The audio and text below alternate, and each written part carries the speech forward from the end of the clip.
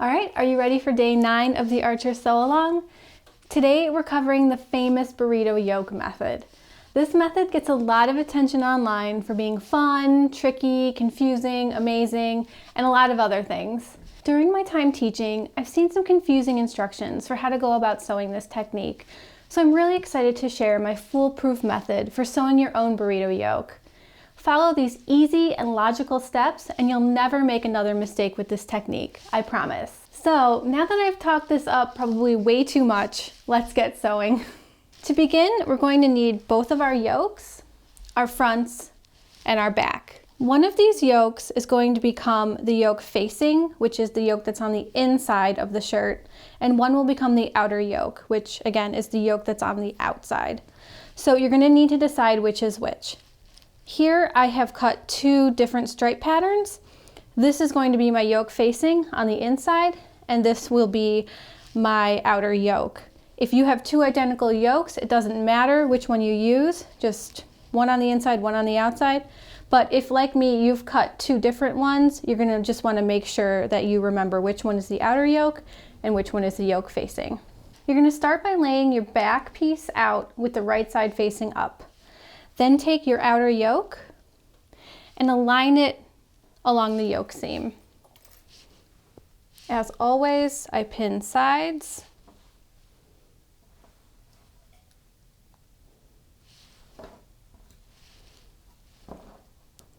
Center, you should have a notch at the center from pleating, and if you don't have one on the yoke, you can fold it together and mark that. And then I pin between those pins. And we're now going to sew across the yoke seam. This is going to be a basting seam. This is not the final seam. So as I mentioned in many previous videos, you can sew along the seam allowance with a basting stitch and remove that at the end, or you can sew within the seam allowance with your regular stitch length, which is what I'm going to do. So let's head over to the machine. All right, since we're just doing a regular stitch, I'm using my 1/4 inch foot.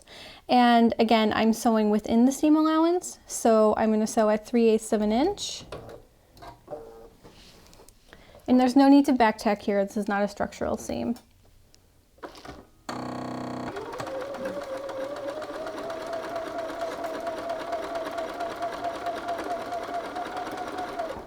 As you go, make sure your yoke and your back are aligned properly.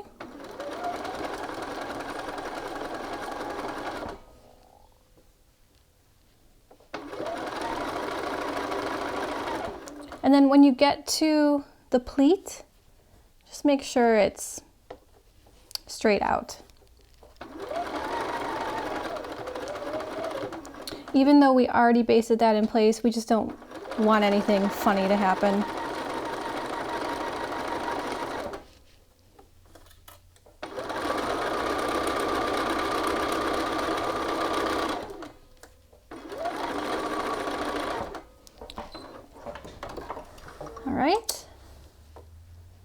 Clip your threads and head back over to the table.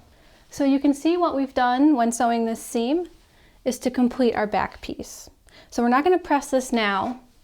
We're going to flip our back over so that the wrong side is facing up. You're going to grab your other yoke and you're going to put this one down with the right side facing down.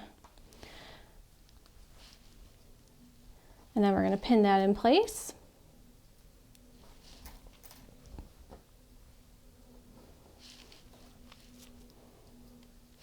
And so this is easy to double check that you have everything sewn in the right direction. If you were wearing this shirt, you would want the inner yoke on the inside and you'd want the outer yoke on the outside. So if that all makes sense, and yours looks like mine, you're on the right track so far. So we are now going to stitch along the seam line through all 3 layers. So this is not a basting stitch, and this is along the 1/2 inch seam line. All right, so now this is a structural seam, so we are going to back tack. We don't want this coming out.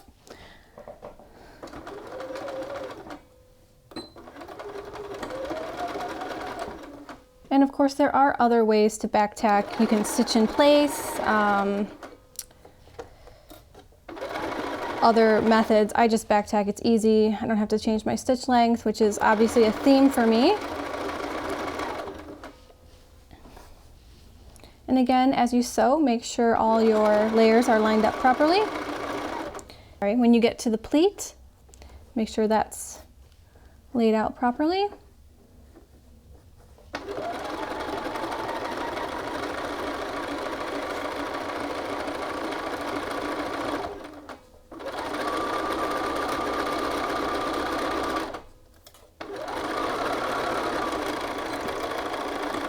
Do a few back tack stitches, raise your needle, and clip your threads. I'm a big fan of clipping my threads as I work. I just feel like it's neater that way and you don't have a lot of threads to cut that you maybe can't reach at the end. Here we have our yoke sewn. The yoke facing is on the inside of the garment and the outer yoke is on the outside. We now need to grade this seam allowance, so grab your scissors and start trimming. All right, so I'm going to trim the inner yoke down to about 1/8.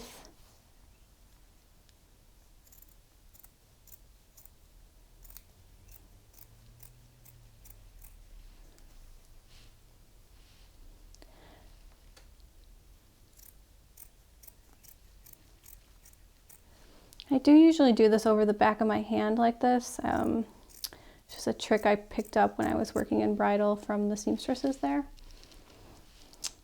Then the back, we're going to trim so it's halfway between the short seam allowance we just graded and the full length other yoke.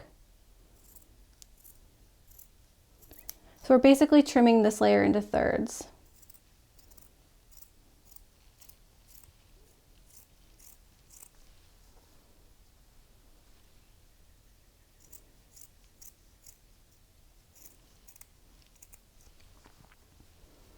You're going to have to trim the pleat.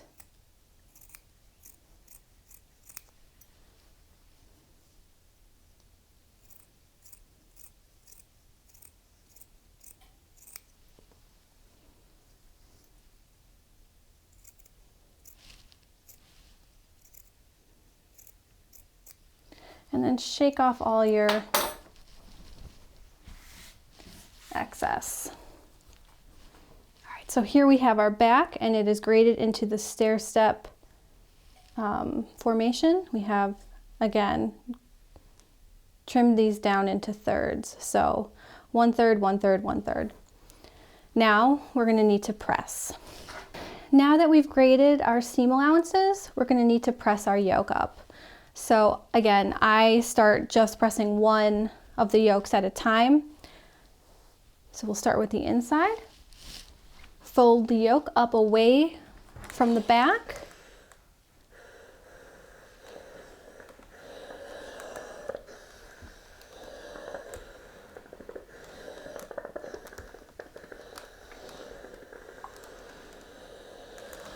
And just give that a nice press. Then we're going to flip our garment over and press the outer yoke up.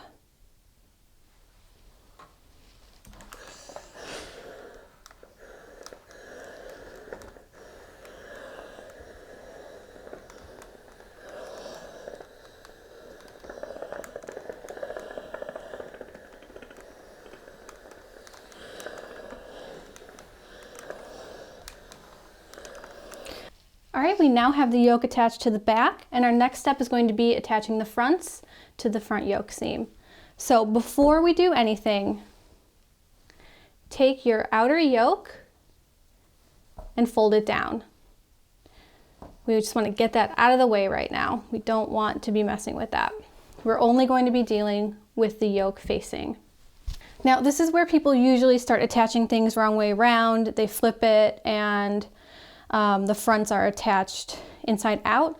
So this is where you're going to want to really pay attention to make sure that you're sewing things together properly. And this is super easy. So you can see we have the back wrong side up.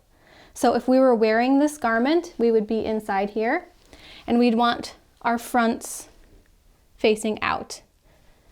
So we're wearing the garment, our body goes in here, fronts are facing out. All right, so now we're gonna pin. You're gonna align the shoulder notches here.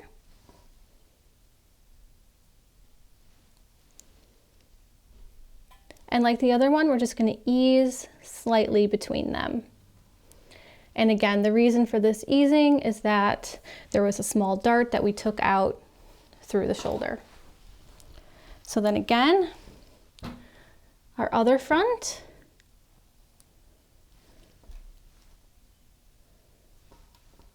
Pin the notches. Spread the excess fabric and pin the center.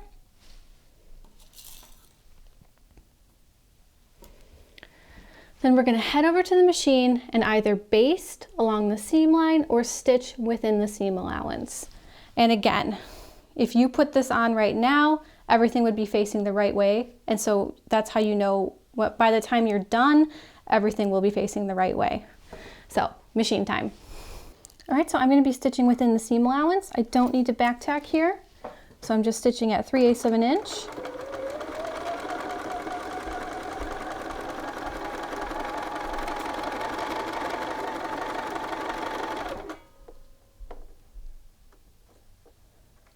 Remove your pins.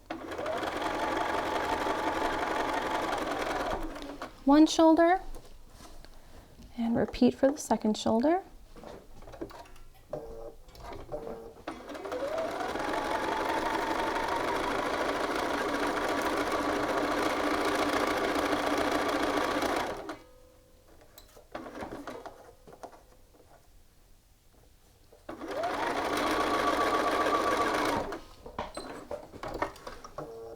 Clip your threads. And now it's time for the fun part. So head back over to the table. All right, this next step is where the burrito technique gets its name. So make sure that your outer yoke is still facing down towards the hem. Everything else is laid out. Then you're gonna fold, this is the back. We're gonna fold up the front and the back, and then gently start rolling it up.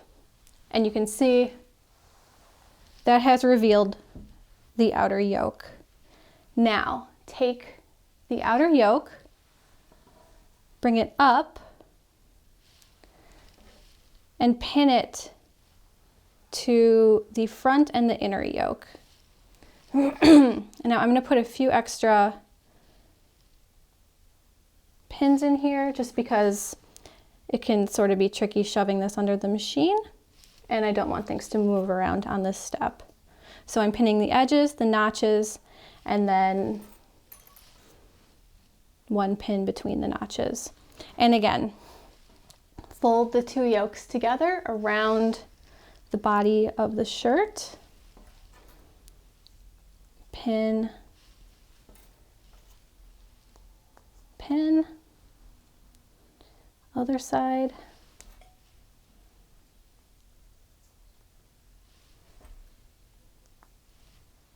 And the center.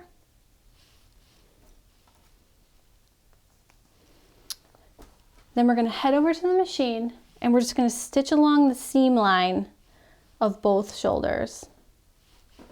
Okay, here we are. You can see I've got my entire roll. You're just going to put the shoulder under the foot. Again, 1/2 inch seam allowance, and you are going to back tack here.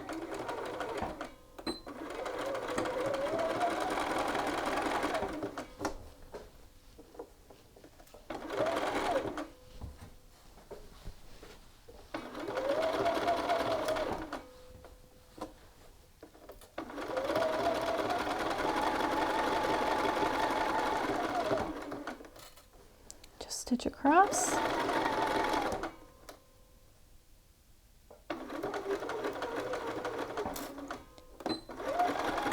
And back tack. I don't continue over to the other side just because there's so much bulk here. It's just easier to trim that and then move over to the other side. We don't want anything pulling or just the weight of all that bunched to cause the fabric to move how we don't want it to move. So again, little back tack, make sure everything's aligned, and stitch across.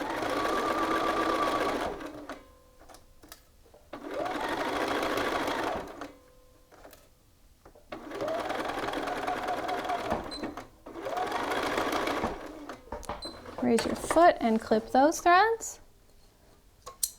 And then we're gonna head back over to the table for the magic unfurling. All right, before we get to the fun part, we just need to grade these seams really quick. So outer yoke down to a third.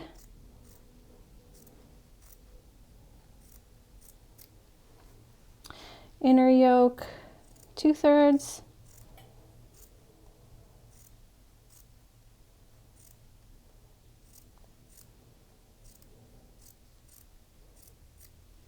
And the yoke facing we'll leave alone. Then repeat that for the other side. All right, here comes the magic. It's time to unroll your burrito.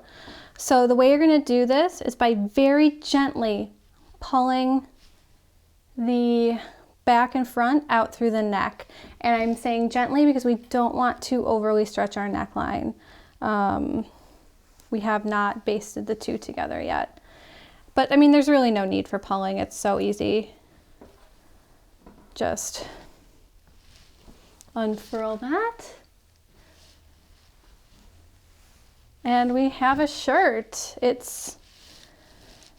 Everything's right way around. No funny business. So easy. We now need to press our yoke seam here. And then we need to do some top stitching. So let's get to that. Because of the method sewing both of these seams at once, we can't press one and the other. So I like to just do a light press with a little steam. Because what I don't want is the fabric to crease and not be all the way pulled back to the seam line, if that makes sense. So just do a light press on the front, flip it. Make sure you can see here, there's a lot of extra. We'll do a light press there.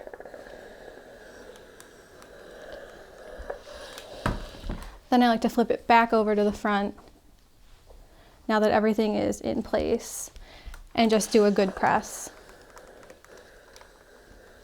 And I'm using a lot of steam because linen. And you're going to repeat that for the other side. So again, align this and don't let this drag off because again, we want to keep the neckline intact. If you're really worried, you can stay stitch these separately. In teaching, I found that a lot of times when people stay stitch, they actually stretch things out worse, which is why we don't have you stay stitch. I recommend just being gentle. So light press.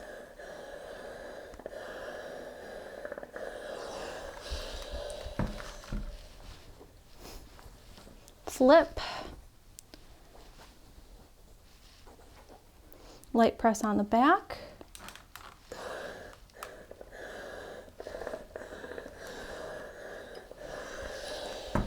And then a final good press from the front.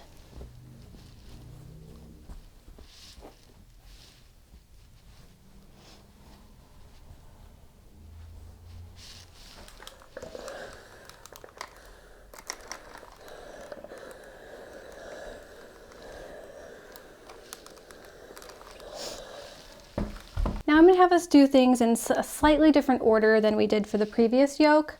We're first going to stitch these two layers of yoke together just because we're going to be eventually stitching along these seams, and I don't want the neckline to stretch out while we do that. So to stitch the neckline, I recommend directionally basting them together. If you're unfamiliar with directional sewing, it's a method where you stitch with the specific grain. And you do this uniformly on both sides of the garment. So in this example, we're going to stitch from the shoulder and come down to the center back, and again from the shoulder down to the center back. And what this avoids is if you were stitching from one side to the other, you'd be feeding your fabric through your machine. It would be pulling here, then pulling, and eventually it's going to end up where your collar looks something like this, just because of the way the grain falls. So, and you can see I just stretched out my collar a little bit, my neckline. So you're going to stitch directionally. You're going to start here and stitch to the center. So let's go do that now. All right, now that we have the 2 layers of yoke anchored together, we're going to top stitch across the back yoke 1/4 inch from the seam line, and then we're going to edge stitch along the 2 shoulders, and that's about 1/8 inch from the seam line, and both of those are on the yoke. So let's go do that. So to top stitch, I'm using my 1/4 inch foot, and I'm just running the 1/4 inch edge along the seam line here.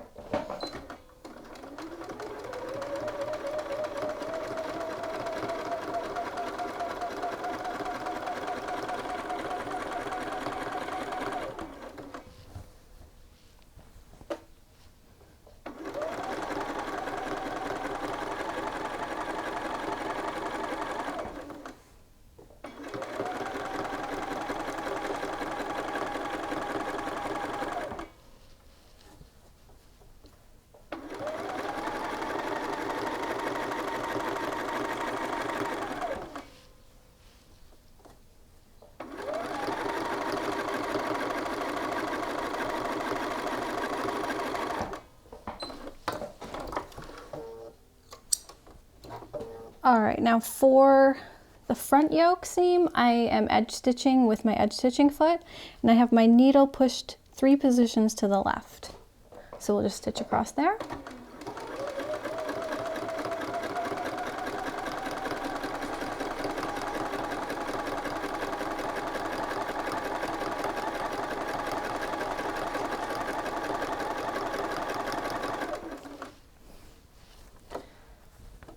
And then continue on to the other seam.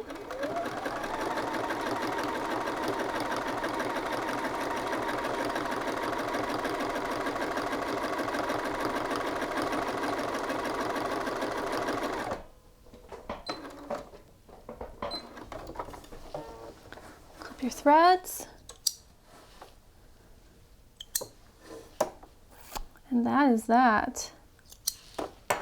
All right, so here you can see our yoke. We've got our shoulder seams sewn, the back, everything is the right way around. It was very easy, and it's really pretty straightforward once you think about where things are going.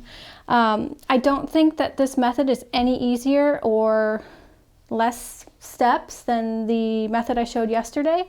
People just prefer this one, I think, because of the fun trick. So whichever one you prefer, just do that one. Totally fine. Either's great. All right, so now that you've sewn your yoke using the burrito method, do you feel like an expert? Because you are. I love teaching this technique because students seem overwhelmed at the beginning, and at the end they realize it's really not difficult at all. And that's such a great feeling. Next up, we'll be sewing our sleeve plackets. This is another stumper when I'm teaching, and I know I say this a lot, but it's true. I have a really easy method that ensures they go in smoothly. I've sewn probably like 100 archers at this point, so I have a lot of tricks.